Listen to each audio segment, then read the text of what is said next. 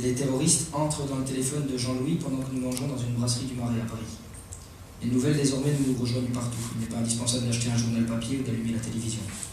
Ils ont tué 12 personnes, dit Jean-Louis, lisant son smartphone. Des journalistes d'un hebdomadaire satirique ont été tués à coups de Kalachnikov, dit-il. Mais il semble que les assassins se soient échappés et n'aient pas été rattrapés. Alors nous faisons le calcul de la route que nous ferons pour rentrer à la maison. Jean-Louis et Patrick doivent prendre le train pour rentrer à Liège et à Bruxelles. Paolo va à Belleville et moi je vais à l'aéroport d'Orly. Les tireurs courent toujours, qui les rencontrera? À l'aéroport, ils me confisquent mon shampoing, rien de tragique, c'est un flacon pris à l'hôtel pour ne pas jeter dans le water une goutte de savon. Et un jour comme aujourd'hui, les contrôles sont plus sévères. Les terroristes, ils les appellent comme ça, nous ne les comprenons pas. Ils débarrassent notre table en renversant tout d'un seul coup. Mais qui a inventé cette guerre qui, des tranchées d'il y a 100 ans, arrive jusqu'à la porte de nos maisons? Je pense aux tranchées parce que depuis un an, on parle de la Première Guerre mondiale, on publie, on republie des livres, des films sortent, on en fait des émissions de télévision sur la Grande Guerre, beaucoup commémorent l'attentat de Sarajevo. Gavrilo Princip tua l'héritier du trône austro-hongrois lors d'une journée au déroulement grotesque.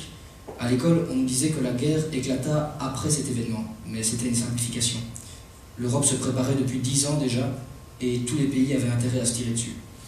L'Autriche cherchait un prétexte pour mettre les mains sur les Balkans, présenta un ultimatum à la Serbie sans attendre la réponse. La Russie voulait une ouverture sur les mers chaudes, l'Allemagne pensait à l'hégémonie continentale mais aussi à l'expansion coloniale.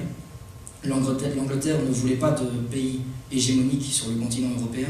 La France ne pouvait pas intervenir face à l'Autriche et l'Allemagne qui bougeaient. L'Italie temporisa pendant 1 an, puis, prétexte de l'invasion de la Belgique, pour changer de camp et se mettre en tranchée contre l'Autriche. Et puis tous avaient peur du socialisme. La guerre aurait arrêté la révolution.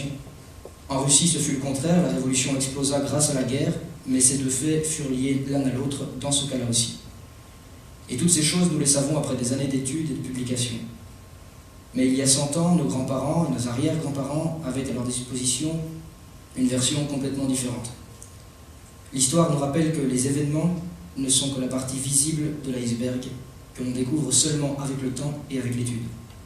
Donc, quel est l'iceberg qui est sous un attentat comme celui-ci? Essayons de le découvrir en commençant à se poser une autre question. À qui cette guerre est-elle utile?